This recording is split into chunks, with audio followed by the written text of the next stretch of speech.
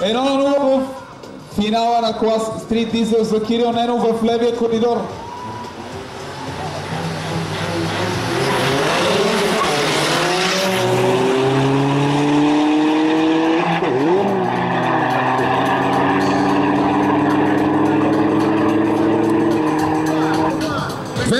За Кирил Ненов, първа позиция за него. За съжаление не можа да включи.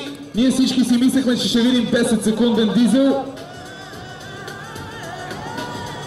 11.485 за Кирил Ненов, 12.008 за Росен Илиев.